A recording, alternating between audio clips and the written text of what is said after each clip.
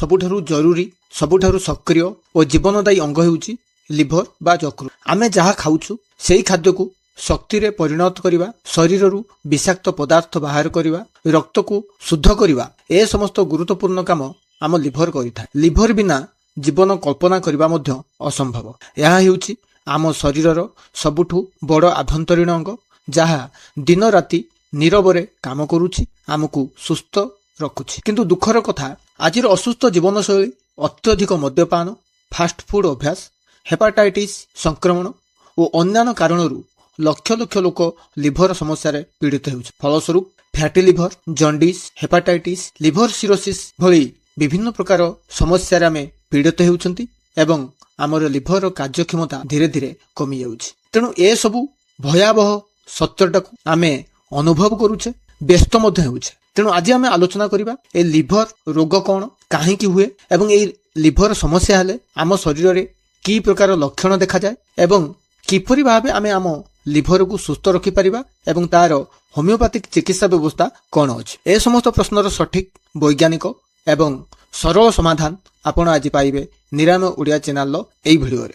ପ୍ରଥମେ ଦେଖିବା ଆମ ଶରୀରର ଏହି ଗୁରୁତ୍ୱପୂର୍ଣ୍ଣ ଅଙ୍ଗ ଲିଭର କି ପ୍ରକାର କାମ କରି। ଲିଭର ହେଉଛି ଆମ ଶରୀରର ନୀରବ ଯୋଦ୍ଧା। ଆମେ ଯାହା ଖାଉଛୁ ପିଉଛୁ ସେ ସବୁକୁ ପ୍ରସ୍ତୁତ କରି ଶରୀର ପାଇଁ ଉପଯୋଗୀ କରେ ଲିଭର। ଏହା ରକ୍ତକୁ ଶୁଦ୍ଧ କରେ, ବିଷାକ୍ତ ପଦାର୍ଥକୁ ଫିଲ୍ଟର କରେ, ପିତ୍ତରସ ତିଆରି କରି ଚର୍ବି ପଚାଇବାରେ ସହଯୋଗ କରେ, ଅତିରିକ୍ତ ଶର୍କରାକୁ ଗ୍ଲାଇକୋଜେନ ଭାବେ ସଞ୍ଚୟ କରେ, vitamin A, D, K O B12 ଓ ଲୌହକୁ ସୁରକ୍ଷିତ ରଖେ। ଶରୀରରେ ରକ୍ତ ଜମାଟ ବାନ୍ଧିବା ପାଇଁ ଆବଶ୍ୟକ ହେଉଥିବା ପ୍ରୋଟିନ୍ ମଧ୍ୟ ଆମ ଲିଭର ତିଆରି କରେ। ସରଳ ଭାବେ କହିବାକୁ ଗଲେ ଲିଭର ସୁସ୍ଥ ରହିଲେ ଆମ ଶରୀର ସୁସ୍ଥ ରହେ। କିନ୍ତୁ ପ୍ରଶ୍ନ ଉଠେ, ଆମ ଶରୀରରେ ଥିବା ଏହି ଲିଭରଟି କାହିଁକି ଅସୁସ୍ଥ ହୁଏ? ଆଜିର ଜୀବନଶୈଳୀ ଲିଭର ପାଇଁ ଗଭୀର ଆପଦ ସୃଷ୍ଟି କରୁଛି। ଅତ୍ୟଧିକ ମଦ୍ୟପାନ, ଫାଷ୍ଟଫୁଡ୍ ଓ ତେଲ ମସଲା ଭର୍ତ୍ତି ଖାଦ୍ୟ, ମୋଟାପଣ ଏବଂ ଡାଇବେଟିସ୍, ହେପାଟାଇଟିସ୍ ଭାଇରସରେ ଆକ୍ରାନ୍ତ ଏବଂ ବିଭିନ୍ନ ରୋଗ ପାଇଁ ଖାଉଥିବା ଅତ୍ୟଧିକ ଔଷଧ, ତା ସହ ବଂଶାନୁକ୍ରମିକ ଓ ଅଟୋ ଇମ୍ୟୁନି ରୋଗ ପାଇଁ ଆମ ଲିଭର ଅସୁସ୍ଥ ହୋଇଯାଇଥାଏ। ଫଳସ୍ୱରୂପ ବିଭିନ୍ନ ପ୍ରକାର ଲିଭର ଜନିତ ରୋଗରେ ଲକ୍ଷ ଲକ୍ଷ ବ୍ୟକ୍ତି ଆଜି ଆକ୍ରାନ୍ତ ହୋଇ ମୃତ୍ୟୁବରଣ କରୁଛନ୍ତି। ଏହି ଅସ୍ୱାସ୍ଥ୍ୟକର ଜୀବନଶୈଳୀ ଦ୍ୱାରା ଆମ ଲିଭରରେ fatty liver, liver enlargement, jaundice, hepatitis ଏବଂ ଗୁରୁତର ସ୍ଥିତିରେ ଲିଭର ସିରୋସିସ୍ ଭଳି ବିପଦପୂର୍ଣ୍ଣ ରୋଗ ଦେଖାଯାଏ। ତେବେ ଆମେ କିପରି ବୁଝିବା ଯେ ଆମ ଲିଭରଟି ଅସୁସ୍ଥ ହେଉଛି? ତାର ଲକ୍ଷଣ ସବୁ କ'ଣ? ନା ଯେତେବେଳେ ଆମ ଲିଭର ଅସୁସ୍ଥ ହୋଇଯାଏ ଆମକୁ ନୀରବ ପ୍ରତିବାଦ ଜଣାଏ, ଅର୍ଥାତ୍ ନୀରବ ଲକ୍ଷଣ ଦେଖାଏ, ଯଥା ଚର୍ମ ଓ ଆଖି ହଳଦିଆ ହୋଇଯିବା ବା ଜଣ୍ଡିସରେ ଆମେ ଆକ୍ରାନ୍ତ ହେବା, ପେଟର ଡାହାଣ ପାର୍ଶ୍ୱରେ ବେଦନା ବା ଯନ୍ତ୍ରଣା ସୃଷ୍ଟି ହେବା, ପେଟ ଫୁଲିବା କିମ୍ବା ପେଟରେ ପାଣି ଜମିବା, ଗାଢ଼ ପରିସ୍ରା ବା ଫିକା ପାଇଖାନା ହେବା, ଅସାମାନ୍ୟ କ୍ଳାନ୍ତି ଓ ଦୁର୍ବଳତା ଅନୁଭବ କରିବା, ଭୋକ ନ ଲାଗିବା, ଅଧିକାଂଶ ସମୟରେ ବାନ୍ତି ଲାଗିବା, ଶରୀରର ଚର୍ମରେ ସହଜରେ ନୀଳ ନୀଳ ଦାଗ ପଡ଼ିଯିବା, ପାଦ ଏବଂ ଗୋଡ଼ରେ ସୂଜନ ହେବା ବା ପାଦ ଓ ଗୋଡ଼ ଫୁଲିବା, ଏସବୁ ସାମାନ୍ୟ ଲକ୍ଷଣ ନୁହେଁ। ଲିଭର ଅସୁସ୍ଥ ହେଲେ ଆମ ଶରୀର ଏହି ପ୍ରକାର ଲକ୍ଷଣ ଦେଇଥାଏ। ତେଣୁ ଏ ଲକ୍ଷଣକୁ ବୁଝିବା ଏବଂ ଆମ ଲିଭରକୁ ସୁସ୍ଥ ରଖିବା ଆମ ପାଇଁ ନିହାତି ଆବଶ୍ୟକ। ସେଥିପାଇଁ ହୋମିଓପାଥିକ ଚିକିତ୍ସା ବ୍ୟବସ୍ଥାରେ କ'ଣ ରହିଛି ଆମ ଲିଭର ପାଇଁ ଏବଂ କି ପ୍ରକାର ମେଡିସିନ ଆମେ ବ୍ୟବହାର କଲେ ଆମ ଲିଭରକୁ ସୁସ୍ଥ ରଖିବା ସଙ୍ଗେ ସଙ୍ଗେ ଲିଭରରେ ସୃଷ୍ଟି ହେଉଥିବା ବିଭିନ୍ନ ପ୍ରକାର ରୋଗ ଯଥା fatty liver, liver enlargement, jaundice, hepatitis ଏବଂ ଲିଭର ସିରୋସିସ୍ ଭଳି ରୋଗରୁ ଆମେ ଲିଭରକୁ ସମ୍ପୂର୍ଣ୍ଣ ରୂପରେ ମୁକ୍ତ କରିପାରିବା। ଆସନ୍ତୁ ସେ ମେଡିସିନ ବିଷୟରେ ଆମେ ବର୍ତ୍ତମାନ ଡିସ୍କସନ କରିବା। ଲିଭର ସମ୍ବନ୍ଧିତ ଯେତେ ପ୍ରକାର ସମସ୍ୟା ଅଛି ସେ ସମସ୍ୟାକୁ ଦୂର କରିବାରେ ହୋମିଓପାଥିକର ଏକ ଅବ୍ୟର୍ଥ ଏବଂ ବହୁ ପରୀକ୍ଷିତ ମେଡିସିନ ଅଛି, ଯେଉଁ ମେଡିସିନଟି ନାଁ ହେଉଛି କାର୍ଡସ୍ ମେରିଆନ। ଏହି କାର୍ଡସ୍ ମେରିଆନସଟି କୁ ହୋମିଓପାଥିକର ଯକୃତ ବା ଲିଭର ଟନିଂ ବୋଲି ମଧ୍ୟ କୁହାଯାଏ। ଅର୍ଥାତ୍ ଲିଭରର ସୁସ୍ଥତା ପାଇଁ ଓଭରଅଲ ଲିଭର ଯେକୌଣସି ସମସ୍ୟା ଅଛି ତାର ସମାଧାନ ଏହି କାର୍ଡସ୍ ମେରିଆନସ ମେଡିସିନରେ। ଏହି ମେଡିସିନଟି ଏପରି ଏକ ମେଡିସିନ ଯେଉଁ ମେଡିସିନକୁ ଆମେ ନିୟମିତ ବ୍ୟବହାର କଲେ ଆମ ଲିଭର ସମ୍ପୂର୍ଣ୍ଣ ସୁସ୍ଥ ରହିବା ସଙ୍ଗେ ସଙ୍ଗେ ଲିଭରରେ ଇନଫେକ୍ସନ, ଲିଭରକୁ ହେପାଟାଇଟିସ୍ ର ଭାଇରସର ଆକ୍ରମଣ, ଲିଭର ସିରୋସିସ୍, ଜଣ୍ଡିସ୍ ଭଳି ରୋଗ ଦାଉରୁ ଆମେ ଲିଭରକୁ ସୁରକ୍ଷା ଦେଇପାରିବା। ତେଣୁ ଏହି ହୋମିଓପାଥିକ ମେଡିସିନଟି ଆମ ଲିଭର ଉପରେ କି ପ୍ରକାର ପ୍ରଭାବ ପକେଇଥାଏ ବା କି ପ୍ରକାର କାମ କରୁଥାଏ ସେ ବିଷୟରେ ଡିଟେଲ୍ସରେ ବର୍ତ୍ତମାନ ଜାଣିବା। ନା ଏହି କାର୍ଡସ୍ ମେରିଆନସ ପ୍ରଥମେ ଆମ ଲିଭରକୁ ଓଭରଅଲ ସପୋର୍ଟ କରିବା ସଙ୍ଗେ ସଙ୍ଗେ ଲିଭରକୁ ଡିଟକ୍ସିଫିକେସନ କରିବାରେ ସାହାଯ୍ୟ କରେ। ଅର୍ଥାତ୍ ଲିଭରରେ ଯକୃତରେ ଥିବା କୋଷଗୁଡ଼ିକୁ ଶକ୍ତିଶାଳୀ କରିବା ସଙ୍ଗେ ସଙ୍ଗେ କୋଷଗୁଡ଼ିକୁ ଇନଫେକ୍ସନ ହେବା ଦାଉରୁ ରକ୍ଷା କରିଥାଏ।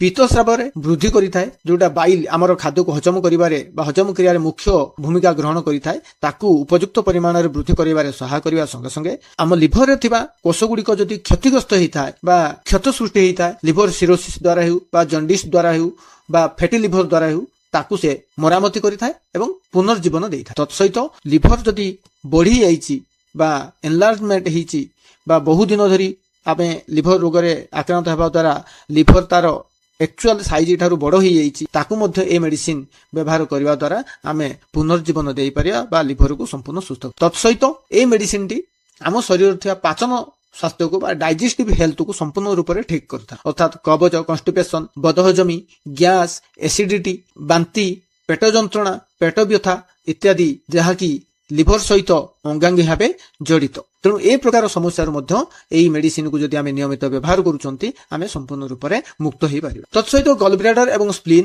বা আমার যে পিত্তাশয় এবং প্লীহা ଆମ শরীরে ଅଛି ତାହା ମଧ୍ୟ লিভর ସହିତ ଅଙ୍ଗାଙ୍ଗୀ ଭାବେ ଜଡ଼ିତ। ସେଗୁଡ଼ିକ ଯଦି ଅସୁସ୍ଥ ହୁଅନ୍ତି ଆମ লিଭର ମଧ୍ୟ ପରୋକ୍ଷରେ ଅସୁସ୍ଥ ହୋଇଯାଏ। ତେଣୁ ପିତ୍ତାଶୟ ଏବଂ ସ୍ପ୍ଲିନକୁ ସୁସ୍ଥ କରିବାରେ ମଧ୍ୟ ଏ ମେଡିସିନଟି ସାହାଯ୍ୟ କରିଥାଏ।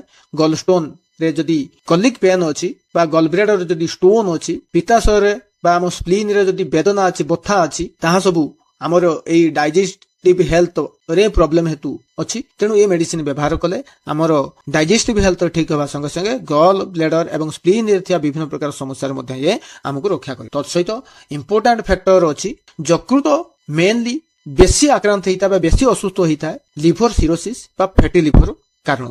লিভর সিরোসিস বা ফ্যাটি লিভর হবার মুখ্য কারণ বেশি ময়দাযুক্ত খাদ্য খাଇବା, ফাস্ট ফুড, জঙ্ক ফুড ব্যবহার କରିବା, আলকোহল নেবা, ଏ ପ୍ରକାର ଅନିୟମିତ ଲାଇଫଷ୍ଟାଇଲ ଯଦି ଆମ ଭିତରେ ଅଛି ଏବଂ ଆମେ ତେଲ ମସଲା ଯୁକ୍ତ ଖାଦ୍ୟ, ଫାଷ୍ଟ ଫୁଡ ଖାଇବା ସଙ୍ଗେ ସଙ୍ଗେ ମଦ, ମାଂସ, ଆଲକୋହଲ ପ୍ରତି ବେଶୀ ଯଦି ଆସକ୍ତି ଅଛି, ତାହେଲେ ଆମ লিভরটি শীঘ্র অসুস্থ হয়ে যাইଥାଏ। তেଣୁ ସେ ପ୍ରକାର ପ୍ରଭାବରୁ এই ମେଡିସିନଟି ଆମକୁ ସମ୍ପୂର୍ଣ୍ଣ ରୂପରେ ସୁସ୍ଥ କରିଥାଏ। ଦୀର୍ଘଦିନ ମଦ୍ୟପାନ ଦ୍ୱାରା ଯଦି ଯକୃତରେ ଆପଣଙ୍କର লিভর ସିରୋସିସ୍ ଆରମ୍ଭ ହେଉଛି, ଫାଷ୍ଟ ଫୁଡ, ତେଲ ମସଲା ଯୁକ୍ତ ଖାଦ୍ୟ ଖାଇବା ଦ୍ୱାରା ଯଦି লিভରରେ ଫ୍ୟାଟି লিଭର ସୃଷ୍ଟି ହେଇଛି, ତାହେଲେ ଏ ମେଡିସିନଟି ରାମବାଣ ତୁଲ୍ୟ କାମ କରିଥାଏ ଏବଂ ସେଇ ମଦ୍ୟପାନ ଦ୍ୱାରା লিভର ଉପରେ ଯୋଉ ଇମ୍ପାକ୍ଟ ପଡୁଛି, ଫାଷ୍ଟ ଫୁଡ, ଜଙ୍କ ଫୁଡ, ତେଲ ମସଲା ଯୁକ୍ତ ଖାଦ୍ୟ ଦ୍ୱାରା লিভର ଉପରେ ଯୋଉ ଇମ୍ପାକ୍ଟ ପଡୁଛି, ସେ ଇମ୍ପାକ୍ଟ ଦାଉରୁ ଆମକୁ ରକ୍ଷା କରି ଯକୃତକୁ ସମ୍ପୂର୍ଣ୍ଣ କାର୍ଯ୍ୟକ୍ଷମ କରିବାରେ ସହାୟ ହୋଇଥାଏ। ତେଣୁ ମୋଟ ଉପରେ ଏଇ ମେଡିସିନଟି ଏକ লিভର ଟନିଂ ବୋଲି ଜଣାଯାଏ, ଯାହାକୁ ଜଣେ ସୁସ୍ଥ ବ୍ୟକ୍ତି ଯଦି ନିୟମିତ ବ୍ୟବହାର କରେ ତ ତାର କୌଣସି ପ୍ରକାର লিভର ସମସ୍ୟା ଯଥା লিভର ସିରୋସିସ୍, ଜଣ୍ଡିସ୍,